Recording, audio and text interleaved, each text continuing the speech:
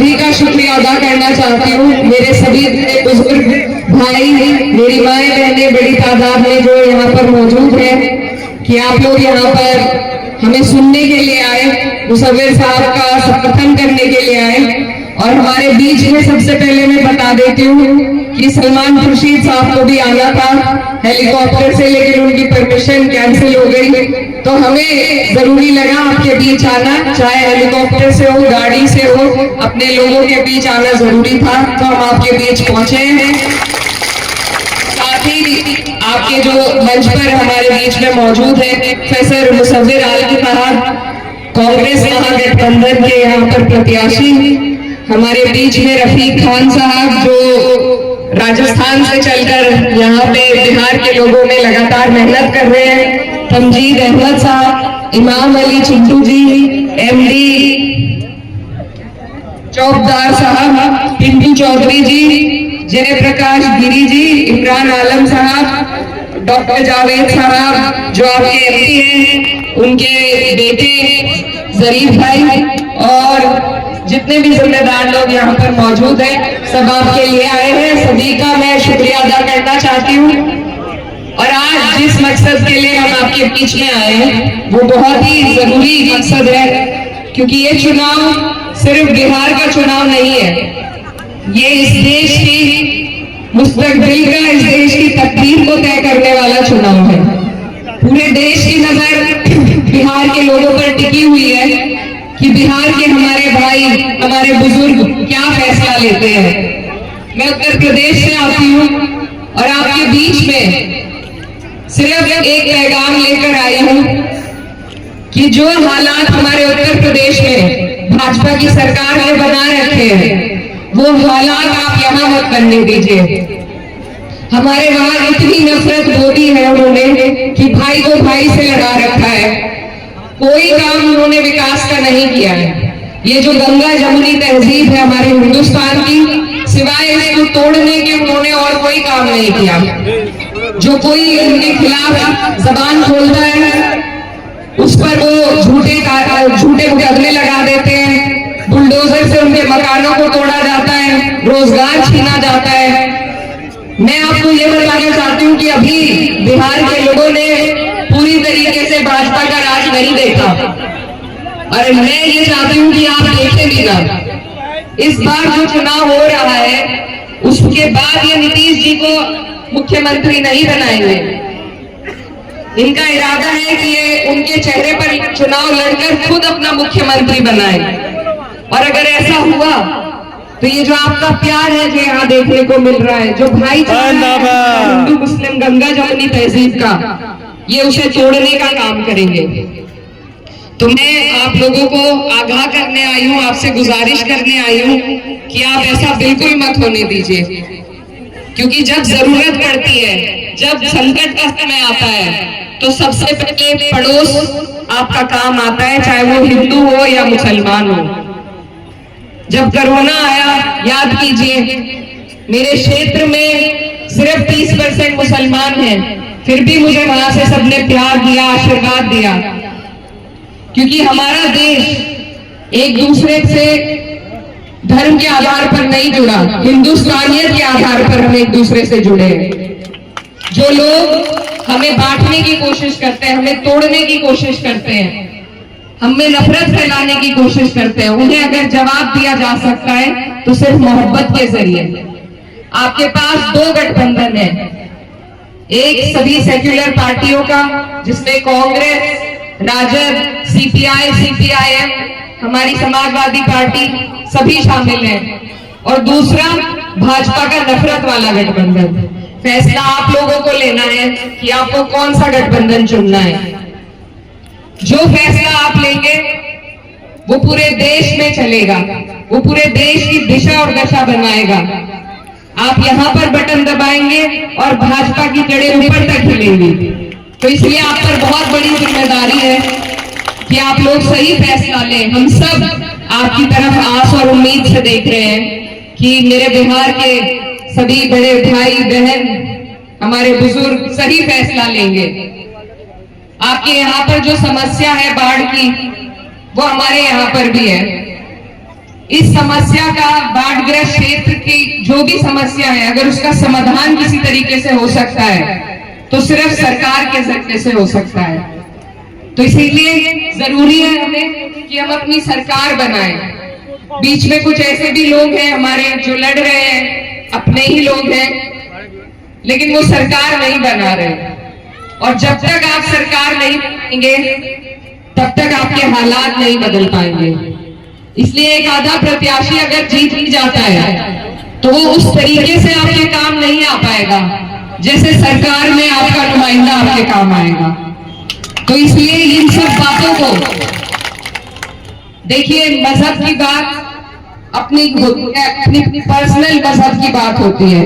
अगर मंच पर खड़े होकर कोई मजहब की बात कर रहा है, कोई धर्म गुरु अगर राजनीति की बात कर रहा है और कोई राजनेता अगर धर्म की बात कर रहा है, दोनों ही हमारी नजर में गलत है।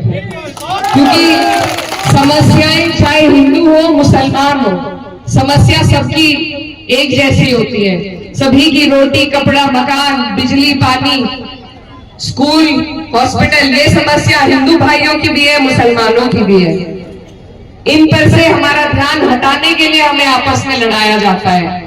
लेकिन अगर आप और हम मिलकर ये सुनिश्चित करें कि हमें सिर्फ विकास की बात करनी है, सिर्फ उन लोगों को वोट देना है जो विकास की बात करे, धर्म जात की बात न करे, तो हमारा देश जैसा आज तक नहीं चमका आगे वैसा चमकेगा। याद कीजिए, जब हमारे ऊपर अंग्रेजों का राज था, वो हमारे ऊपर लंबे वक्त तक राज करते थे, लेकिन जब इस देश के हिंदू मुसलमान भाई एक साथ आए, उसी के बाद वो यहाँ से भागने पर मजबूर हुए। तो हमें अपने मोहब्बत की, अपनी एकता को समझना होगा, अपनी एकता की ताकत को समझना होगा।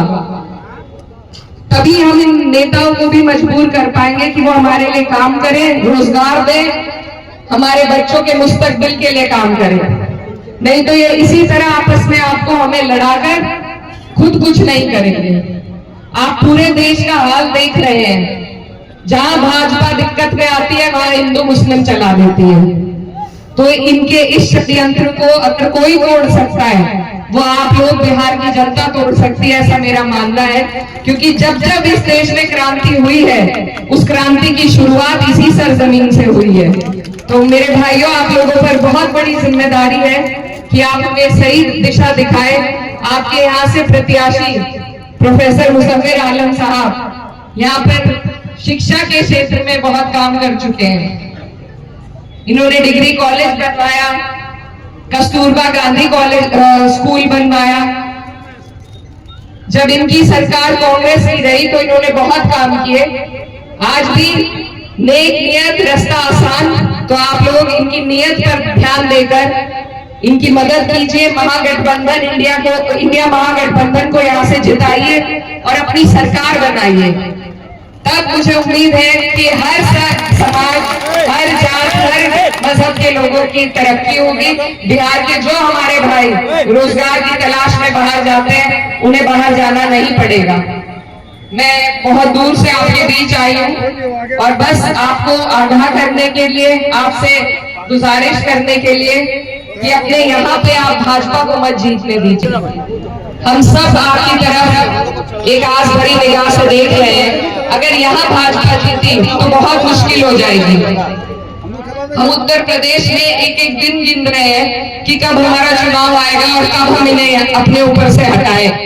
वैसा हाल यहाँ ना हो जाए। मेरा कोई लालच इस चुनाव से नहीं है। हमारी पार्टी का कोई कैंडिडेट नहीं लड़ रहा, लेकिन देश के लिए, जनहित के लिए, बिहार के लोगों के लिए, सिर्फ आप लोगों के लिए हमें ये जरूरी लगता है कि यहाँ पर ऐसे लोग इंडिया महागठबंधन जीते जो सबका सम्मान करे, सबकी तरक्की की बात करे।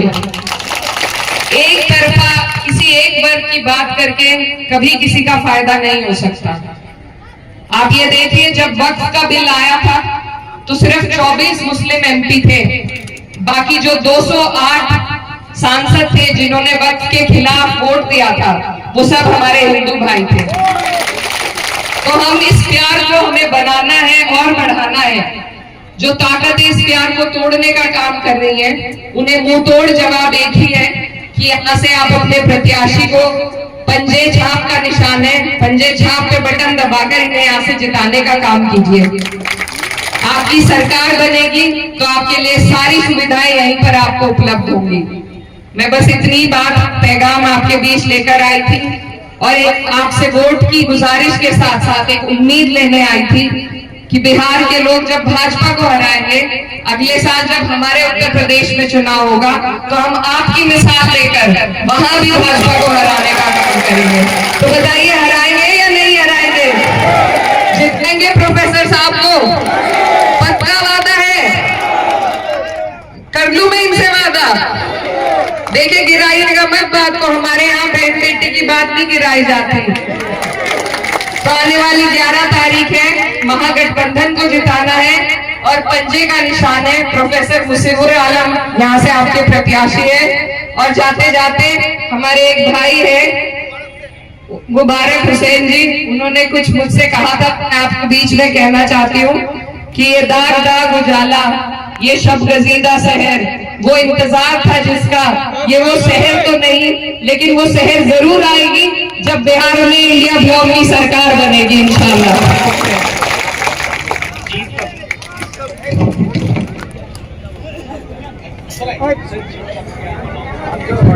आप सबकी तरफ से जीत का हार दे दे इनको। इकरा जी पूछ रही है, दे दे।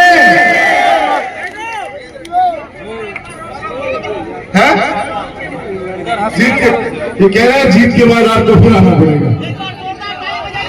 आप अपनी जबान जी, आप जिताएंगे अगर सरकार को तो सरकार हमारी भी रहेगी, हम जरूर